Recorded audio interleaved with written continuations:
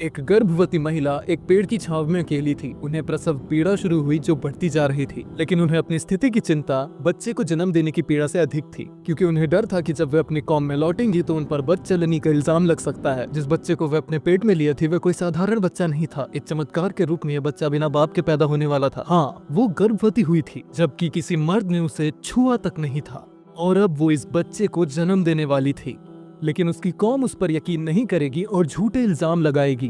तो आखिर ये बच्चा कौन था जो इतने चमत्कारिक रूप में पैदा हुआ, जो बिना पिता के पैदा हुआ, जो अल्लाह के हुक्म से मुर्दों को जिंदा करते थे, जो लाइलाज बीमारियों को ठीक करते थे, जन्मजात अंधों को रोशनी देते थे और जिन्हें आसमानों की तरफ उठा लिया गया था? मरियम के बेटे ईसा मसीह, जिन्हें ईसा अलैहिस्सलाम के नाम से भी जाना जाता है। हालांकि उन्हें इस्लाम और ईसाई दोनों धर्मों में स्वीकार किया गया है, लेकिन इन दोनों धर्मों में उनकी कहानी अलग तरह से बयान की जाती है। आज हम उस कहानी को कुरान और बाइबल के नजरिए से देखेंगे और उनके बीच समानताओं एवं अंतरों की तुलना करेंगे। अगर आप तैयार हैं तो शुरू करते हैं। मरियम, जिन्हें मैरी भी कहा जाता है, कि पैदा होने से पहले अल्लाह उनसे खुश हो, उनकी मां हन्ना ने कहा था कि अगर उन्हें बच्चा हुआ तो वह उसे यरूशलेम के पवित्र मंदिर बैतुल मुकद्दस में समर्पित कर देंगी। ये कुरान में इस प्रकार उल्लेखित है। याद करो जब इमरान की पत्नी ने कहा था, मेरे रब, जो कुछ मेरे गर्भ में है मैं उसे पूरी तरह से आपकी सेवा में समर्पित करती हूँ, तो इसे मुझसे स्वीकार कर लीजिए, आप सचमुच सब कुछ सुनने वाले, जानने वाले हैं। और जब हन्ना ने यह दुआ की, वह वास्तव में एक लड़के की उम्मीद कर रही थी, लेकिन इसके बजाय उन्हें बेटी हुई। पहले तो ऐसा लगा कि अल्लाह ने उनकी दुआ स्वीकार नहीं की, लेकिन हकीकत में उसने इसे बहुत खूबसूरत तरीके से स्वीकार किया था। लड़की होने के बावजूद मरियम को उनकी मां ने बैतुल मुकद्दस को समर्पित किया। एक लड़की को ऐसे पवित्र स्थान पर समर्पित करना अभूतपूर्व था। ऐसी बात कभी नहीं सुनी गई थी। वहाँ मरियम ने अल्लाह को समर्पित जीवन जीना शुरू किया। वो दिन रात इबादत करती। उनकी देखभाल की जिम्मेदारी उनकी खाला के शौहर पैगंबर ज़करिया अलैहिस्सलाम पर थी, जिन्हें बाइबल में ज़कराया कहा जाता है। वे मरियम से बेहद मोहब्बत करते थे। एक दिन जब मरियम हमेशा की तरह इबादत में मशगूल थी, अचानक उन्होंने अपने सामने एक आदमी को देखा। वे बेहद घबरा गई। उनका दिल डर से भर गया। उन्हें डर था कि कहीं वे उन्हें नुकसान न पहुंचा दे। उन्होंने कहा, मैं तुझसे रहमान की पनाह मांगती हूँ अगर तुझमें उसका कोई डर है। लेकिन जो अजनबी उनके सामने खड़ा था वो कोई आम इंसान नहीं था। वह एक फरिश्ता था जिसका कोई बुरा इरादा नहीं था। वे जिब्रील अलैहिस्सलाम थे, जिन्हें बाइबल में गैब्रियल कहा जाता है। मरियम को डरने से बचाने के लिए वे इंसानी रूप में प्रकट हुए थे और वास्तव में उन्हें खुशखबरी देने आए थे। शांत और दिल को तसल्ली देने वाली आवाज में उन्होंने कहा, मैं तुम्हारे रब का सिर्फ एक पैगंबर हूँ ताकि तुम्हें एक पाकीज़ा बेटा अता करूँ। वो बोली, मुझे बेटा कैसे हो सकता है जबकि किसी मर्द ने मुझे छुआ तक नहीं है और मैं कभी भी बदचलन नहीं रही। उसने कहा, ऐसा ही होगा। तुम्हारा रब कहता है ये मेरे लिए आसान है और हम उसे लोगों के लिए एक निशानी और अपनी ओर से रहमत बनाएंगे, और ये वो मामला है जो पहले से ही तय है। इस तरह ईसा अलैहिस्सलाम की खुशखबरी दी गई। अल्लाह ने तय कर दिया कि वह बिना पिता के पैदा होंगे। अल्लाह के लिए करना बहुत आसान था। जैसे उसने पहले इंसान पैगंबर आदम अलैहिस्सलाम को बिना पिता और बिना माता के पैदा किया था, उसी तरह वह ईसा अलैहिस्सलाम को बिना पिता के पैदा करेगा। और केवल मरियम जैसी पाक दासी ही इस पवित्र जिम्मेदारी को उठा सकती थी। मरियम की गर्भावस्था की कहानी बाइबल में भी लगभग इसी तरह बताई गई है। हालांकि दिलचस्प बात यह है कि वहाँ कोई भी उनकी गर्भावस्था पर हैरान नहीं होता और ना ही कोई उस पर सवाल उठाता है, जबकि कुरान के अनुसार ये मरियम के लिए अल्लाह उनसे राजी हो एक बड़ी परीक्षा की शुरुआत थी। दिन गुजरते गए और जन्म का समय करीब आ गया, लेकिन वे अपनी कौम को कैसे यकीन दिलाएंगी, वे इसे कैसे साबित कर पाएंगी? इन उथल पुथल भरे जज्बातों के बीच वे सुदूर एक जगह पर चली जाती हैं और अब जन्म का समय आ गया।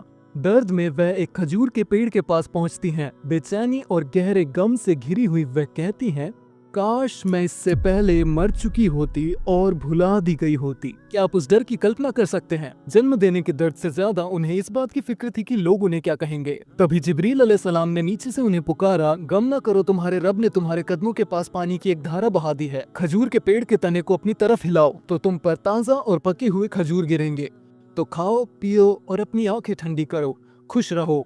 फिर अगर तुम किसी इंसान को देखो तो इशारे से कह देना, मैंने रहमान के लिए रोजे की मन्नत मांगी है, इसलिए मैं आज किसी से बात नहीं करूंगी। मरियम ने जिन मुश्किल हालात का सामना किया, कैसे बच्चे का जन्म हुआ और उनकी कौम ने उनके साथ कैसा बर्ताव किया और उनकी क्या प्रतिक्रियाएं थी, ये सब कुरान में उल्लेखित है। हालांकि बाइबल कहानी के इस हिस्से का जिक्र नहीं करती और उसमें ऐसा कोई वर्णन नहीं है जिसमें लोग इस घटना को असाधारण मानते हों। जरा सोचिए, क्या इससे उन पर झूठे इल्जाम नहीं लगते? अब आइए देखते हैं कि इस दौरान क्या हुआ। वे उन पर एक भयानक गुनाह का इल्जाम लगा रहे थे जिससे उनका कोई ताल्लुक नहीं था।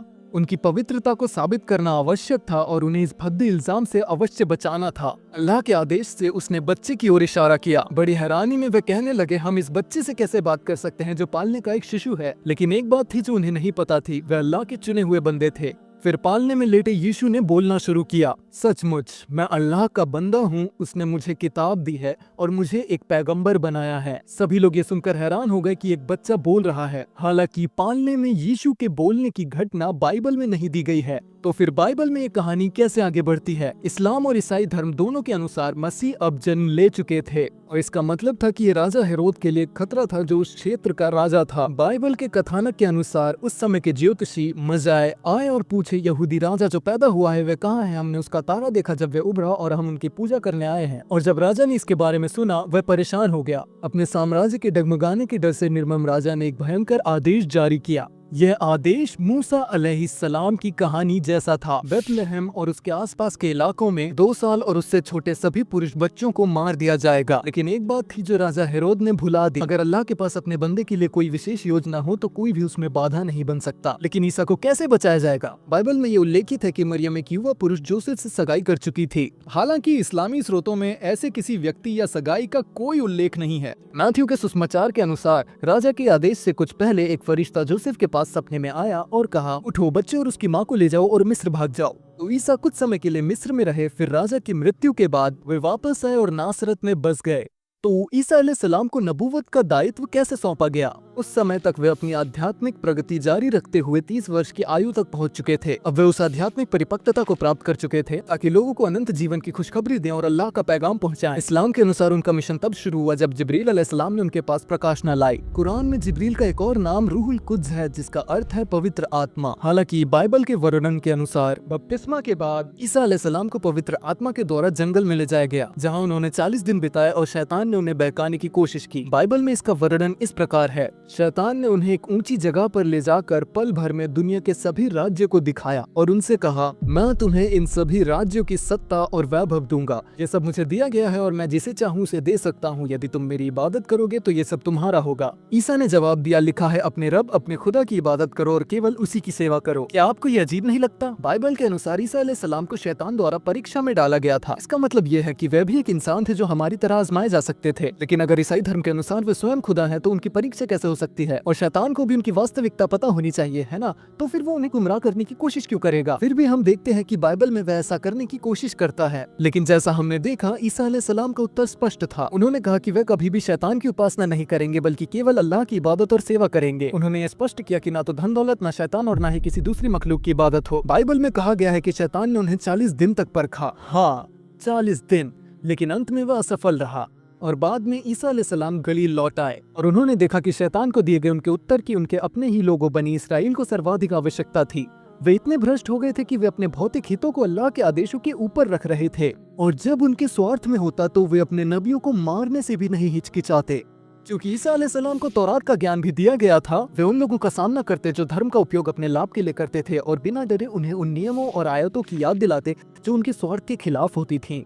उनके उपदेश और शब्द लोगों पर गहरा प्रभाव डालते, उनका ध्यान आकर्षित करते और उन्हें सुनने पर मजबूर करते। बाइबल में उनकी मिशन की शुरुआत का एक अलग विवरण मिलता है। ईसा को यर्दन नदी में नबी याया द्वारा बपतिस्मा दिया गया, जिन्हें बाइबल में जॉन द बैप्टिस्ट के नाम से जाना जाता है। जब ईसा मसीह पानी से ऊपर आए तो पवित्र आत्मा एक फाख्ता के रूप में उन पर उतरी। वे देहधारी रूप में आई थी जैसे एक फाख्ता। अब वे अपने से पहले आए नबियों के कार्य को आगे बढ़ाने वाले थे। कुरान में अल्लाह फरमाता है, फिर हमने उन नबियों के पद चिन्हों पर अन्य रसूल भेजे और उनके बाद मरियम के बेटे ईसा को भेजा और उन्हें इंजील प्रदान की और उनके अनुयायियों के दिलों में हमने दया और करुणा उत्पन्न कर दी। वे उन्हें बतलाते कि क्या हलाल है और जो वर्जित है उसके बारे में उन्हें सावधान करते और उन्हें अल्लाह की इबादत की याद दिलाते। अब आइए एक उदाहरण से उन बातचीत की कल्पना करने की कोशिश करें। एक दिन एक लिखारी यानी एक धार्मिक विद्वान ईसा के पास आए और उनसे एक सवाल पूछा। यहाँ मरकुस की इंजील से वह अंश प्रस्तुत है। सभी हुक्मों में से सबसे अहम कौन सा है? ईसा अलैहिस्सलाम ने उत्तर दिया, सबसे अहम ये है, सुनो ए इज़राइल, हमारा खुदावंद खुदा एक ही है, तो अपने खुदावंद खुदा से अपने पूरे दिल से,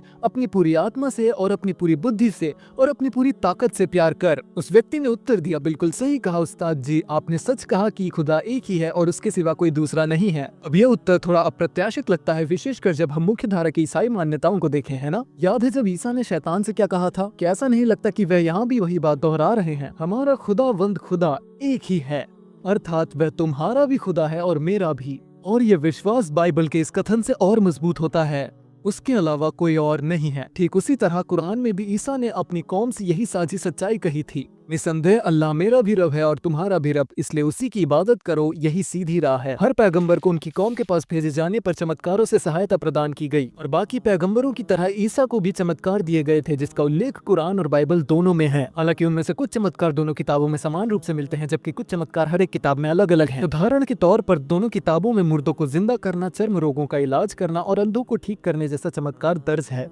तो वो कौन से चमत्कार हैं जिनका जिक्र सिर्फ कुरान में मिलता है? उदाहरण के तौर पर ईसा का बोलना जबकि वे अभी पालने में थे। इसके अलावा कुरान में ये भी बताया गया है कि जब उन्होंने मिट्टी से एक परिंदे की शक्ल बनाई और उसमें फूंक मारी तो वह अल्लाह के हुक्म से एक जिंदा परिंदा बन गया। या फिर उनके शिष्य के अनुरोध पर उन्होंने अल्लाह से दुआ की और आसमान से खाने से भरी एक मेज उतरी।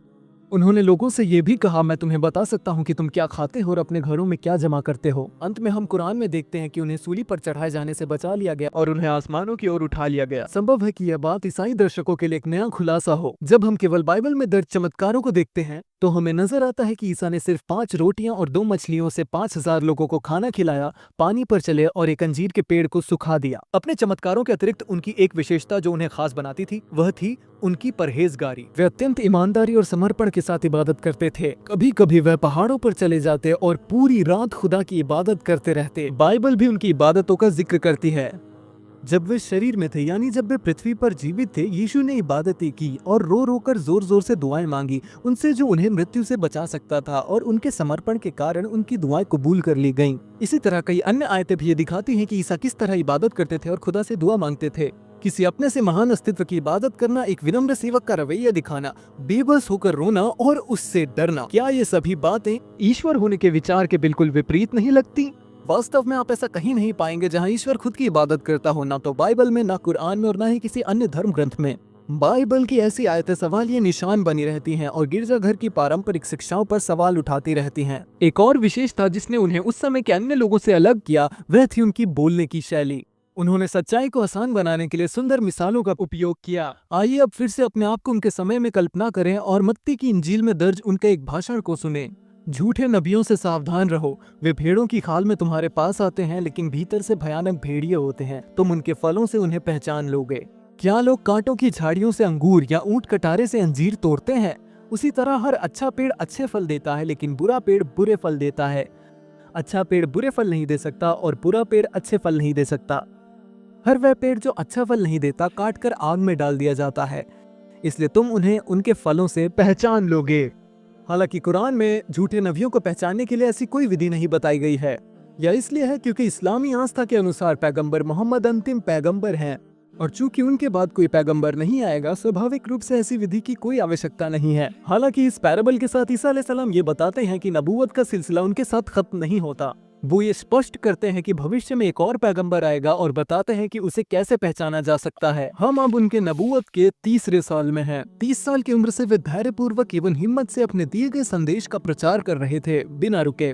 उन दिनों पास ओवर, बिना खमीर की रोटियों का त्योहार आ रहा था। यहूदी धार्मिक नेता इतने थक चुके थे कि उनके चेहरे पर असहज सच्चाइयां फेंकी जा रही थी और वे इस बिंदु पर पहुंच चुके थे कि वे ईसा को बिल्कुल भी सहन नहीं कर पा रहे थे। इसलिए उन्होंने कुछ सरकारी अधिकारियों के साथ मिलकर उन्हें खत्म करने का तरीका ढूंढने का काम शुरू किया। हालांकि वे यीशु के प्रति लोगों के प्यार और समर्थन से डरते थे, इसलिए उन्होंने उसके खिलाफ गुप्त रूप से साजिश करने का फैसला किया। यीशु को एहसास हुआ कि उनके लोगों के बीच उनके आखिरी दिन आ रहे थे, लेकिन वह उनके बारे में चिंतित थे। क्या होने वाला था जब वे चले जाएंगे? क्या वे और उनके बाद आने वाली सारी पीढ़ियां कयामत के दिन तक अविश्वास में जीती रहेंगी? उनका मार्गदर्शन कौन करेगा? उनके जैसे दयालु व्यक्ति के लिए यह एक बहुत कठिन एहसास था, लेकिन उनके पास इतना ज्ञान था कि उन्हें उसमें सांत्वना मिली। लोगों को बिना मार्गदर्शन के नहीं छोड़ा जाएगा। वे जानते थे कि उनके बाद कोई ऐसा आएगा जो संपूर्ण मानवता का सत्य की ओर मार्गदर्शन करेगा। यह कुरान और बाइबल दोनों में उल्लेखित है। यूहन्ना के सुसमाचार में हम ये उद्धरण पाते हैं, मेरे पास तुमसे कहने के लिए बहुत कुछ है परंतु तुम अब उसे सहन नहीं कर सकते। लेकिन जब वह सत्य का आत्मा आएगा तो तुम्हें सारी सत्य की बात बताएगा। वह अपने से नहीं बोलेगा परंतु जो कुछ सुनेगा वही बोलेगा और तुम्हें आने वाले समय की जानकारी देगा। याद कीजिए, एक दूसरी जगह पर उन्होंने झूठे नबियों को पहचानने की विधि का उल्लेख किया था। उसी उद्धरण में उन्होंने आने वाले अंतिम नबी को पहचानने की विधि का संकेत दिया है। एक ईसाई के लिए निश्चित रूप से अप्रत्याशित है, लेकिन अगर वे ध्यानपूर्वक देखें तो वो ये पाएंगे कि बाइबल में पैगंबर मोहम्मद का उल्लेख करना अत्यंत आवश्यक था। क्यों? क्योंकि एक ईसाई दृष्टिकोण से दो संभावनाएं हैं, या तो मोहम्मद सल्लल्लाहु अलैहि वसल्लम एक सच्चे पैगंबर हैं या माज़अल्लाह एक झूठ है। जब हम इसे देखते हैं तो हम पाते हैं कि दुनिया की 1/4 जनसंख्या उनके धर्म का पालन करती है और पूरे इतिहास में अनगिनत लोग, जिसमें ईसाई विद्वान भी शामिल हैं, ईसाई धर्म से इस्लाम में परिवर्तित हुए। अगर वे सच्चे पैगंबर नहीं होते तो ईसा मसीह निश्चित रूप से ईसाइयों को चेतावनी देते। उन्होंने ये कहा होता, भविष्य में ऐसा एक व्यक्ति आएगा, उस पर विश्वास मत करना। इस तरह उन्होंने अपने अनुयायियों की रक्षा की होती। लेकिन अगर मोहम्मद सल्लल्लाहु अलैहि वसल्लम एक सच्चे पैगंबर हैं तो ईसा मसीह को यह कहना चाहिए था, मेरे बाद एक पैगंबर आएगा जिसमें ये गुण होंगे और वह तुम्हें सही मार्ग दिखाएगा, तो तुम्हें उसका अनुसरण करना है। दूसरे शब्दों में, चाहे सकारात्मक रूप से या नकारात्मक रूप से, क्या आपको नहीं लगता कि ईसा मसीह ने उनका जिक्र जरूर किया होगा? वास्तव में कई विद्वानों ने इस बात को समझाया और सिद्ध किया है कि पैगंबर मोहम्मद का उल्लेख बाइबल की कई आयतों में किया गया है, उन्हीं जैसी आयत जिनकी हमने पहले चर्चा की। तो ईसा अलैहिस्सलाम को पता था कि उनके बाद एक नबी आएगा और यही बात उनके अंतिम दिनों में उनका सबसे बड़ा सहारा और दिलासा बनी। आखिरकार पासओवर का समय आ पहुंचा और यह विशेष दिन ईसा अलैहिस्सलाम के लिए एक अहम मोड़ बन गया। जब उन्होंने अपनी प्रार्थना पूरी कर ली, यीशु अपने शिष्यों के साथ क्रीटोन घाटी को पार कर गए। दूसरी तरफ एक बाग था, वह एवं उनके शिष्य उसमें चले गए। अब यहूदा, जिसने उन्हें धोखा दिया, उस जगह को जान चुका था, क्योंकि यीशु अक्सर अपने शिष्यों के साथ वहीं मिला करते थे। तो यहूदा बागीचे में आया और उसके साथ सैनिकों का एक दल और मुख्य याजकों और फारसियों के कुछ अधिकारी यानी धार्मिक विद्वान थे। उनके हाथों में मशाले, दीपक और हथियार थे। फिर सैनिकों और यहूदी अधिकारियों ने ईसा अलैहिस्सलाम को गिरफ्तार कर दिया और बांध दिया। यहाँ एक दिलचस्प बात यह है कि गिरफ्तारी के लिए आए लोगों पर यीशु की प्रतिक्रिया क्या थी, क्योंकि दो अलग अलग इंजीलों में जो इस घटना का वर्णन करती हैं, हमें दो बिल्कुल विपरीत व्यवहार देखने को मिलते हैं। मत्ती की इंजील यीशु को शांतिपूर्वक आत्मसमर्पण करते हुए दिखाती है और वे अपने शिष्यों को हिंसा करने से रोकते हैं। वहीं यूहन्ना की इंजील में उनको अधिक अधिकार वाला और अपनी जगह डटे रहने वाले के रूप में प्रस्तुत किया गया है। मत्ती में ईसा कहते हैं, जो कुछ करने आए हो करो दोस्त, लेकिन यूहन्ना के वर्णन में जब सिपाही आए तो यीशु आगे बढ़े और पूछा कि वे किसे ढूंढ रहे हैं। उनका जवाब नासरत का ईसा को सुनकर उन्होंने कहा, मैं ही हूँ, और सभी लोग जमीन पर गिर पड़े। हालांकि ईसाई मानते हैं कि दोनों इंजीलें दिव्य प्रेरणा से लिखी गई हैं, फिर भी घटनाओं में यह अंतर हमेशा एक रहस्य बना रहा, क्योंकि ये विरोधाभास केवल यही नहीं पाए जाते, ये कहानी के पहले और बाद के हिस्सों में भी मिलते हैं। चारों इंजीलों में हम ये देख सकते हैं कि कभी कभी जानकारियां मेल नहीं खाती और कभी घटनाओं का क्रम अलग होता है। तो इनकी गिरफ्तारी के बाद क्या हुआ? इस्लामी स्रोतों के अनुसार हुक्मरानों को पता चल गया कि यीशु कहाँ ठहरे हुए हैं और वह उन्हें पकड़ने के लिए आए, लेकिन वे पहले ही जा चुके थे। अल्लाह ने उन्हें इन जालिम लोगों से बचा लिया और एक चमत्कारिक तरीके से उन्हें आसमान की ओर उठा लिया। हालांकि वे इस बात से पूरी तरह अनजान थे, क्योंकि उनके सामने एक ऐसा व्यक्ति खड़ा था जो बिल्कुल ईसा जैसा दिखता था, यहूदा। अल्लाह ने यहूदा को ईसा जैसा बना दिया और हुक्मरानों ने उसी समय उसे गिरफ्तार कर लिया। भले ही यहूदा ने बार बार चिल्लाकर कहा, मैं ईसा नहीं हूँ, पर किसी ने उस पर यकीन नहीं किया। आखिर अल्लाह के अजाब के सामने कौन खड़ा हो सकता है? धोखेबाज अपने अपराध से कैसे बच सकता है? किसी ने उसकी एक ना सुनी और डर और निराशा की हालत में धोखेबाज को सलीब पर चढ़ाकर सजा दे दी गई। उसने इस दुनिया में अपने अपराध के एक हिस्से की सजा पाई और उसके असली सजा की यात्रा अब शुरू हुई। कुरान में अल्लाह ईसा अलैहिस्सलाम के साथ जो हुआ उसके बारे में बताते हैं कि ना तो उन लोगों ने उसे कत्ल ही किया, ना सूली ही दी, हालांकि उन्हें ऐसा प्रतीत हुआ, बल्कि खुदा ने उन्हें अपनी तरफ उठा लिया और अल्लाह सब कुछ करने में सक्षम है, सर्वज्ञानी है।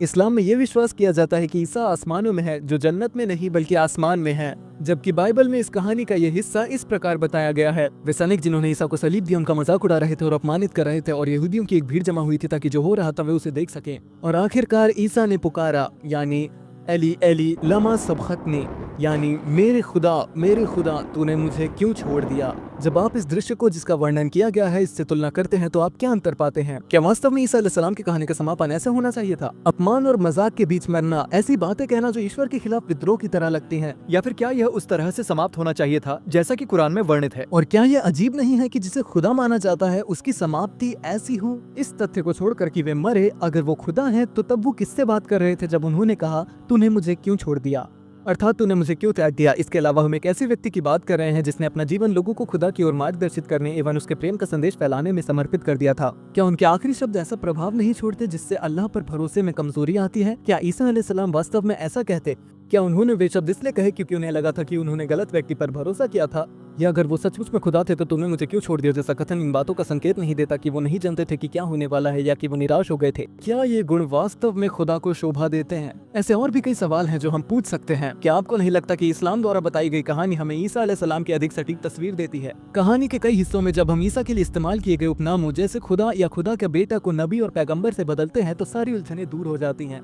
ईसा अलैहिस्सलाम ने बार बार इस बात पर जोर दिया है कि अल्लाह एक है और उन्होंने अपने लोगों के सामने अल्लाह को हमारे खुदा के रूप में पेश किया, बिल्कुल ओल्ड टेस्टामेंट के नबियों की तरह। उनमें से किसी ने भी कभी अल्लाह को 2 या 3 व्यक्तियों के रूप में नहीं बताया, बल्कि उन्होंने हमेशा उसके अकेले होने पर जोर दिया और कहा कि खुदा ही पहला और आखिरी है। उनमें से किसी ने भी ईसा की इबादत नहीं की और उन्हें अपने लोगों के सामने खुदा के रूप में पेश नहीं किया। इस दृष्टिकोण से क्या हम सच में ये कहेंगे कि इन सभी महान नबियों में से कोई भी सही रास्ता नहीं पा सके? अब आइए कहानी पर वापस चलते हैं। बाइबल के अनुसार ईसा अलैहिस्सलाम की मृत्यु हुई, 3 दिन बाद वे पुनर्जीवित हुए और फिर उन्हें स्वर्ग में उठा लिया गया। तो अगर दोनों मान्यताएं इस बात पर सहमत हैं कि उन्हें उठा लिया गया था, तो आगे क्या हुआ? यहीं पर हमें इस्लाम और ईसाई धर्म के बीच एक समानता दिखाई देती है। दोनों इस बात पर विश्वास करते हैं कि ईसा समय के अंत के करीब पृथ्वी पर वापस लौटेंगे। वे धरती पर आएंगे और मानवता को उस आपदा से निकालेंगे जिसमें वे फंसी होगी। वे उन विचारधाराओं के खिलाफ लड़ेंगे जो लोगों की दुनिया एवं आखिरत दोनों जिंदगी बर्बाद करती है, और एक निष्पक्ष न्यायाधीश के रूप में उन्हें सही रास्ते पर ले जाएंगे। के अलावा इस्लाम के अनुसार वे लोगों को ईसाई धर्म की वास्तविक सच्चाई दिखाएंगे और इस धर्म को झूठ और अंधविश्वासों से मुक्त करेंगे और इसके असली स्वरूप को प्रकट करेंगे, यानी वे उन्हें इस्लाम की ओर लाएंगे जो सभी नबियों का साझा संदेश है। वे लोगों का नबी मोहम्मद अलैहिस्सलातु वस्सलाम के रास्ते की ओर मार्गदर्शन करेंगे जो नबूवत के सिलसिलों की अंतिम कड़ी है। और कयामत के दिन सभी ईसाइयों के सामने ईसा अलैहिस्सलाम अपने पालनहार अल्लाह के साथ सच्चाई बताएंगे। सूरत अल-माइदा में इस दृश्य का वर्णन इस प्रकार किया गया है।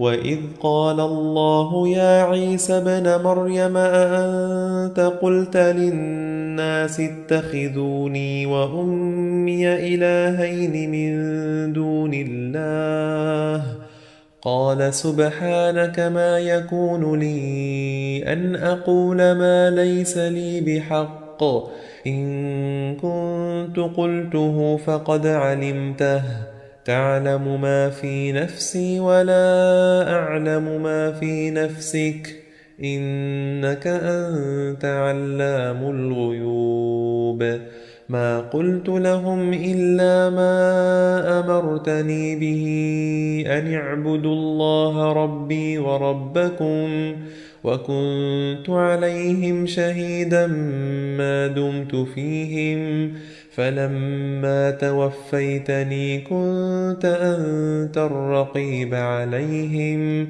وأنت على كل شيء شهيد